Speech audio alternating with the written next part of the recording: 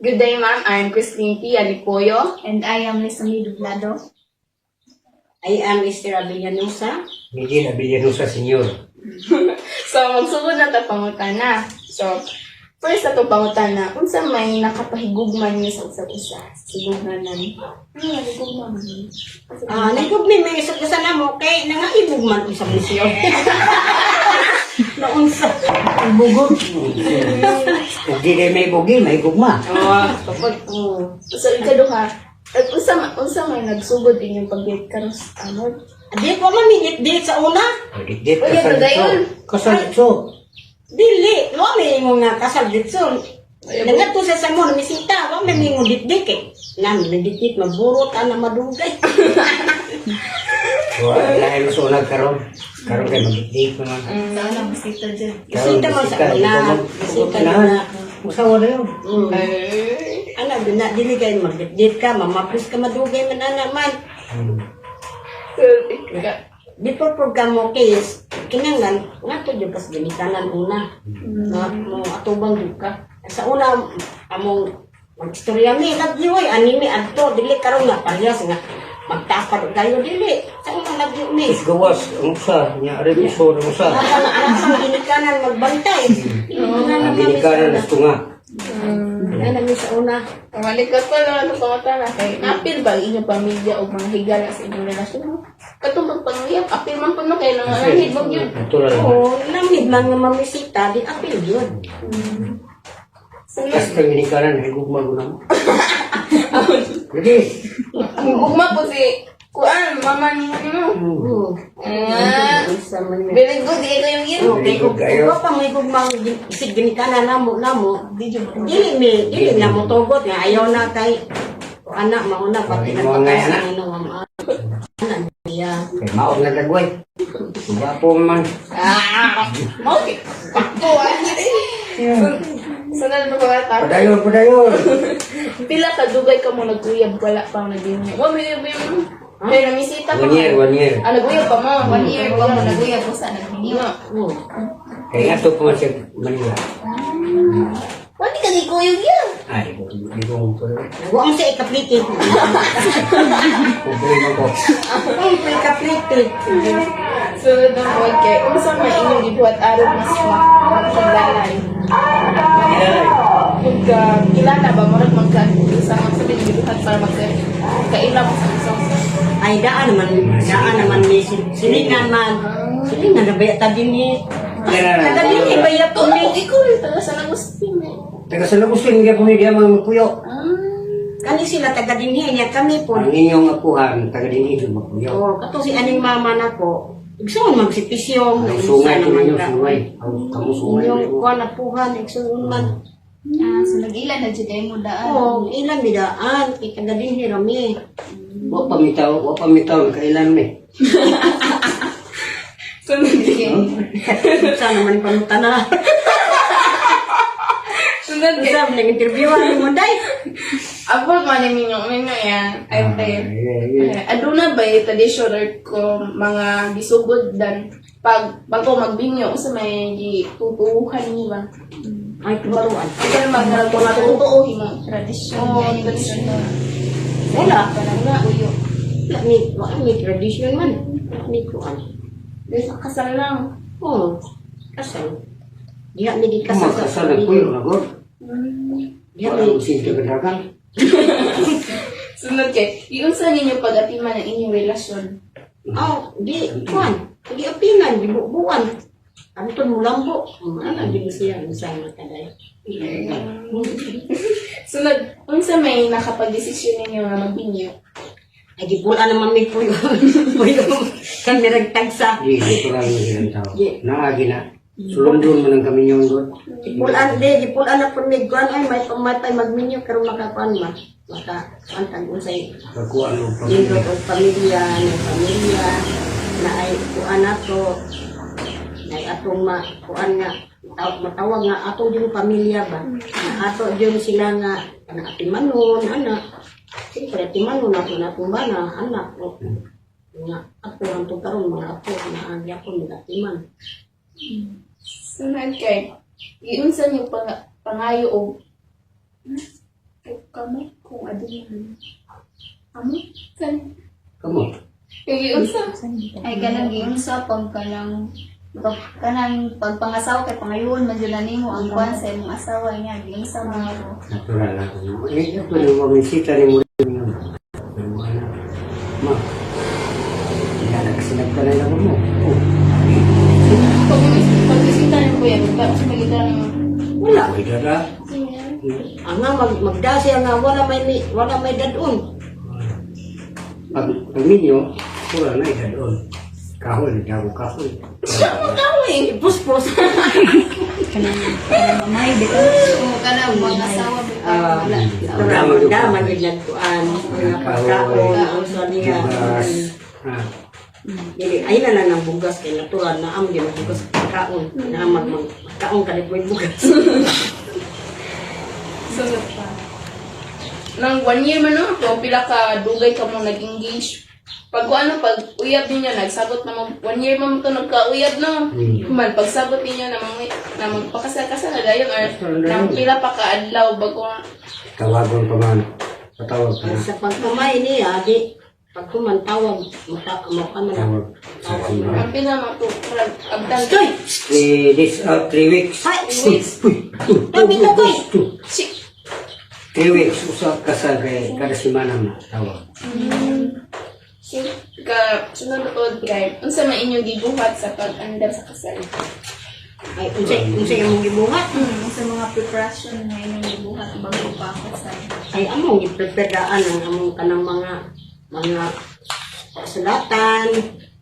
Prepare na mo ang among kanang na ay kuan na gamit na mo sa kasal, ana mga unsa diha kanang panangitaron kanibang ato ang Buda, ana, amo nang i-prepare na mo ang unsa imong gamit.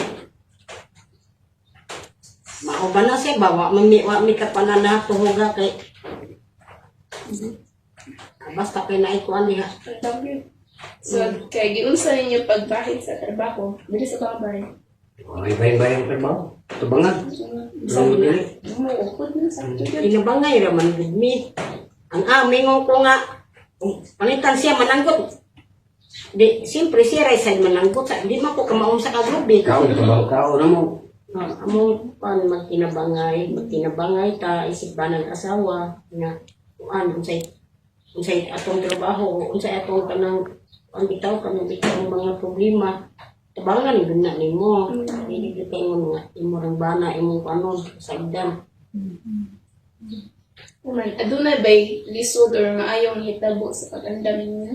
Wala. Wala may kalisod niya na. Nabati. Wala. Sa imra? Di ba ito? Kaya na mo di bakit ang among ginikanan okay raman. Ang suporta po dito. Wa man ingon nga kuan. Mga maayong yun yung nabati pagkuan, pag-andam ninyo. Mga nakuha niyong mga ayong. Kaya po, Ayo po. sunod kay, napil ba inyong pamilya or inyong pamilya sa simbahan pagkaan?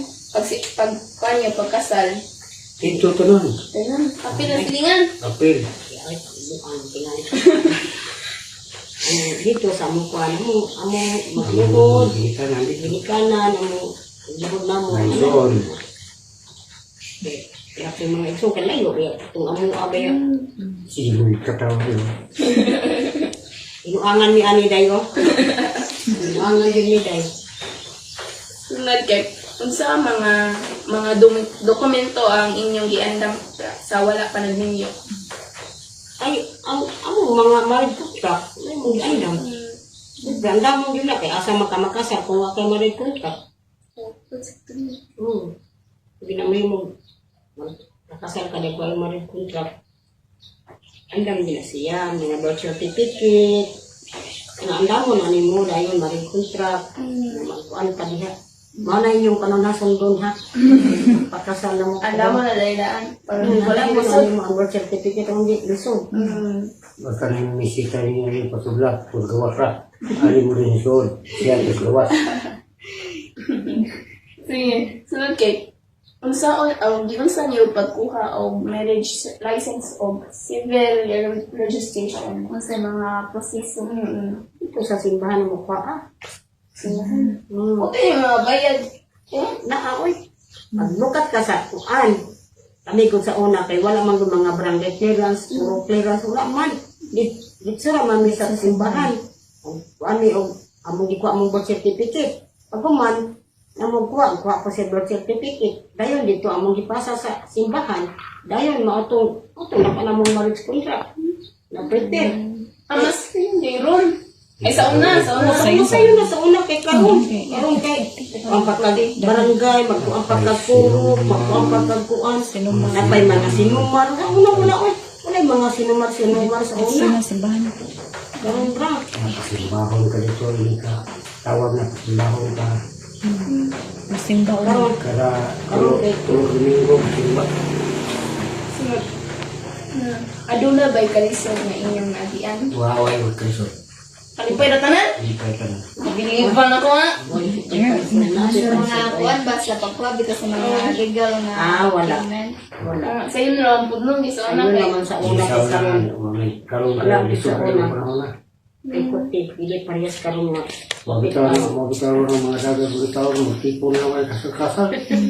Kaya wala yung hindi maging kalisod. Wala rin. Mawag yung nagian kalisod pagkuan. Wala na ito, ayaw yung pagkalitipon-tipon. Asa kita. Eh, lisod kayo. Kasal yun. Bitaw, hindi ka na Sabi panahon. mo, hindi mo matag na ang natong panahon na may away ka ng panamitan no na ang mga asawa na to. Bisod po kayo na ikaw ni kung madug ka. Ama ko. Kuyog na lang. Dili mo ano. Kuyog. Kaya, maabitaron ng mga Hindi ka mo ito, krati yun. kuan na, kanang, kuan na ilaha, kanang naay bitaw, kanok na yun. Kanok na yun. Kaya nga, dili man mabisip ko. Ako, sa una, may kanok man tako o kuan pa, inaron pa nga naman na silpon-silpon. Ay, siyempre, madayo. Ay, nananakin ka mo. Kaya mag-inom. Nagkano sa una nga kuan. Nga text me, pero dili, text me ka. Anong kuan lang, later lang. Later naman sa among abong sa una. Dili man para sa araw nga dahil inano, nani, wala. Suwat-suwat ra gyud mga mauna. Karon isa pagsuwat. So sunod nga pangutana is unsa man ang mga kinahanglan sa simbahan nga kinahanglan gid ninyo nga matuman or kinahanglan ninyo nga mapas bitaw before mo kaslon gyud. Katurag yung kuan, katurag yung malas contract, maugit kay kuan, kinahanglan gid kay di man na basta gagawa kay marriage contract. Marriage contract na mo sa una katong baptismal certificate. Pero di-prepare ako man ako. Ang dali lang. Kung natin, Oh, pagkasal ganita, hindi mo naman kasi ato ka sa simbahan ko ako ng ako na matudaan yun. asawan, mga nambuhan na. So sunod, unsa man ang inyong kasinatian sa pagtambong sa mga seminar or marriage preparation program Wala sa man may seminar sa una. wala yung seminar sa Wala una. sila, hindi kayo. Wala may seminar sa Karoon ito na una. kayo. So kung magpakasal, wala na kasal. Pagkuan na lang, andam sa mga papeles man. Magsan na. Manay mga seminar. Ay, seminar ni Adto eh. So Karoon, seminaron ko mo. nakadawat ba kamo tambo o paggiyagikan sa hari or mga opisina Ito,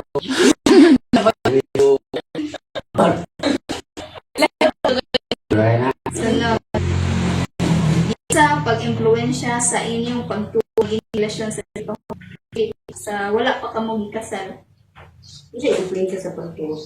Kanang unsay naka-influence bitaw sa inyong kanang faith ay kanang yung pagtuog bitaw sa Ginoo nga na sa inyong relasyon.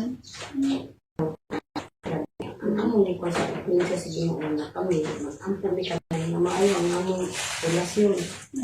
Why mo babag, why makakuan, why mo nagpasipa sa among relasyon, why banguan bitaw kanang dito palit Walay mga pagsulay pagsulay o kanang mga tentasyon. nana, ang binasiya. Ganun ko sa Ginoo nga wala makasitaw. So nag-ampo ba kamo or nagsimba ka ng kauban mong duha or sa inyong pamilya? Oo. Magtanong na ni magsimba ay labi na sa una. Karon magani ni mga tiguan na misiba-simba tungod ni mo. Ina nang pangitag panginabuhi. Sa una, magsimba ni kanunay. Pero wala na siya. Iso na magbugayo, di ka maning kamo. Kami, kuan pa, kami nagong duha. Asa may makabayad na nagwa nga kami maning kamo, no? Dili yung makabayad. Kami nagong duha, way anak na mo nagsaporta. Kami rin duha. Anong nakabayad na dingo na ni? Tungkol sa mong paning kamo. O pag-ampo sa Ginoo, nakita, tagaan tao, grasya. Wala ginatagaadlaw. Wala ginaamong giampo nga grasya ni kadaadlaw nga. Maka, kuan may mahalinan sa mi nga, kuan. Wala ginamong gipangay sa Ginoo.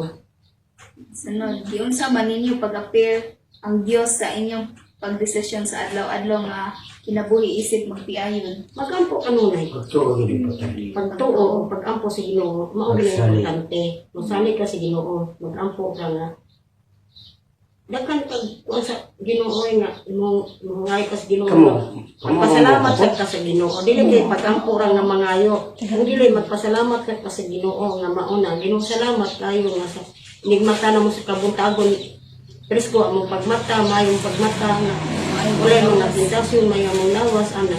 Sabi na siya. Sinari mag-ampura mo masakit mo. Ayaw din ang iyong printing pagkampo. Ngayon pa no, mag-ampura sila kalisuduson. Basta lisunan kayo, ginawang tao. Kabagin ni. Ano tayo giingon. Bisa magida kas kwarta, pag-ampura ito na sino, aron di mo ang kwarta yung hidaan. Salamatan jud. Namatan. Ay, bita nag-iingon dito Bastante na. sa kasulatan no nga. Kinsa ko nara magsigig ampo-ampo. Ginoo ko muna nakas kalisdanan. Pero wa ka sa kalisdanan, dili ka kamo mag-ampo sa Ginoo. Kaya ako, tanan mga reliyon hapit, ako sudlan. Kung ano sa ikuan. Sunod nga pangutana. Unsa man ang mga pipila nga mga dakong hagit nga inyong naagian isip magtiayon. Pinakahagit sama. Kung sa maghagit, akan bagyo, anak. Di ka Kanang na mga kalisod sa inyong isip sa inyong panagtiayon sa inyong or nakakuan. Pagkalalis lang. Mura mo ni away-away. Uy. Ang mag-away, may pero dili ko ninyo nga mag-away Sige, mo nga medyo. mag-on pa. Or Ayaw kanang dito. mga dakong pagsulay bitaw nga naagian sa inyong pamilya. Kalau sa Ginoo. Ay, ang among Yung pagsulay isuwayan sa ni kay katong pagsulay mong anak sa ba mo. amukan, katong Kusong among matay. nga anak, nga kanaang nga sakit, nga matay gani sila pero wa din mo. Kanaang Sulang Ginoo. baso lang Ginoo kasi siya may naghatag na mo ato. Mga bata sa ato pa, siya po nagkuha. Pasalamat po ni nga ilang yang gikuha daan nga dili makatilaw ang among mga anak nga sa umaabot pa bita kay ba sa umaabot ug sa ang atong kanan. Bitaw tinuod eh. Ano sila, nga dili sila Kaya magdilang hapit sa na katalang matapos sa ang Ginoo. kalibutan. Ipahantang Yung Ginoo mga na to. Ginoo. Kinsa ka itong misalig nito ka na ko, tulad ka na ko. Pero di ka masalig, layo kay ka. Ito ka dito ka ka. Gawas bay. So, sunod nga pangutana. So, giunsa man ninyo pag-communicate or pagsulbad sa mga kanagsumpaki sa inyong kanag-aw, giunsa man ninyo pagsulbad. Wala man miaway. Hindi, dyan mga Wala away. man miaway. Kanang usay ka naman. Siya may magsigpul namin ako niya. Ako Kung kung mamaya ka magsipul na, ko pangaway niya. labi lang di ta kadungog bitaw. Kung sa pagod na. Kung dili ra, wala ra. Wala dyan akong away nga. Wala man ni away dako oy. Na. Nara maguna nato kung atong awayon og dako Ay, bitaw. ay, Marami na kayo, nato. kaway mo. Marami na nato kung May tanong sigdog ka nun ay way. ito.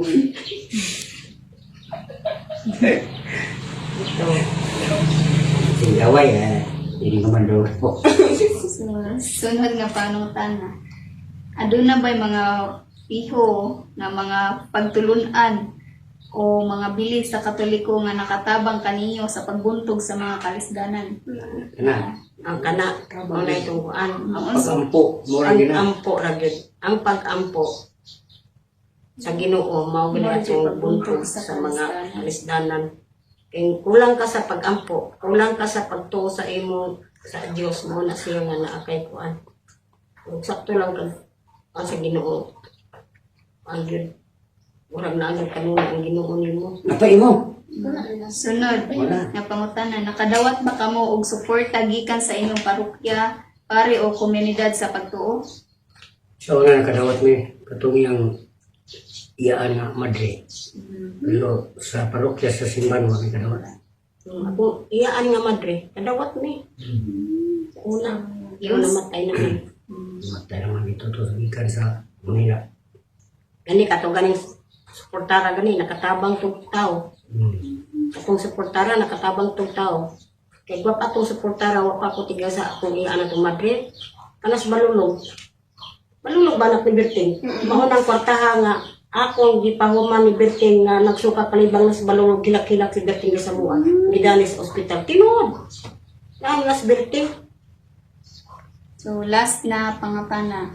Iunsa man ninyo paggamit ang mga bili sa Katoliko sa pagpadako sa inyong mga anak o pinansyal o pagdesisyon. Iunsa man ninyo paggamit. So, Ang man. ang mga bili or kanang ihang kanang importante para gikan sa Katoliko nga mga pagpadako sa inyong mga anak. Pag iunsa man to ninyo paggamit. Ang unsa may gamit Mga ko ibang tudlo sa Gawa Katoliko. sa mga bata. Gitudlo na mong mga bata namo sa maayong pagtudlo. Mayroong pagtuloy Ano na. sa Ginoo. Nga dili ka angay magwa kontra sa Ginoo kay ang ugwa ang Ginoo nimo wa gid ka. Ayaw pa para binabi ng ibang tao. Kaya mayroong. Maagi na siya. Ayaw mo pagpataas o siting sa inyo sa tao. Kaya naman pagkay-pagkay lang. Ano ang gusto? Ano mo ba? Ano mo boss? Gusto ba yun? So, marat to, daghang salamat sa inyong pagtubag.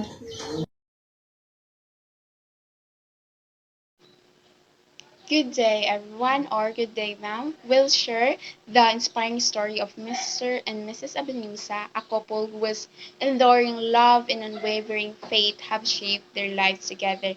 We explore the journey from courtship to lifetime of commitment, highlighting the importance of traditional values and Christian beliefs in building a strong and lasting marriage.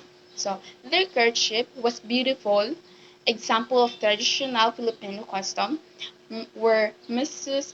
Abenusa, with respect and diligence, courted Mrs. Abenusa, gaining the approval of her parents through visits, gifts, and assistance with household chores. This highlights the importance of family in their culture and the lively process of building a relationship based on mutual respect and commitment. Mr. and Miss Abellanusa wedding in San Agustin, Sagbayan, Bohol was a simple yet meaningful celebrations of their commitment. While they didn't have a large celebrations, their choice to marry in the church underscores their deep faith and desires for God's blessings on their union. This simplicity highlights the importance of the spiritual aspect over all material extravagance. Their marriage reflects the Catholic teachings of marriage as a sacred bond, mirroring the relationship between Christ and Church. Their commitment to obtaining necessary documents, though acknowledging the increased complexity of the modern process, demonstrate their respect for the institutions of marriage and their desires to fulfill all requirements. The emphasis on love, respect, faith in their union aligns perfectly with Catholic teachings. Life presented to Mrs. and Mr. Abellanusa with significant challenges, including the heartbreaking loss of two of their children. This devastating loss tested their marriage and faith. However, unwavering belief in God's plan, their reliance on prayer, and their mutual support helped them navigate this immense grief. Their story powerful demonstrates the role of faith as a cornerstone of their marriage. Their shared faith provided comfort, resilience, and a framework for accepting the incomprehensible. Their unwavering belief in God's plan allowed them to find healing and emerge stronger. Their bond fortified by their shared experience and faith. Mrs. and Mr. Abellanusa, a journey teaches us that a strong marriage is not built on material wealth or grand celebrations, but on love, respect, shared faith, and unwavering commitment. Their simple life as a street vendors belies the depth of their dedication to each other and their family. Their story is a testament to the power of faith and overcoming life's greatest challenges. We can learn from their example the importance of spiritual preparation for marriage, the power of shared faith in facing adversity, and the enduring strength of love built on solid Christian values. Their story inspires us to value simplicity, humility, and faith as a true foundations of a lasting and fulfilling marriage. And that's all. Thank you.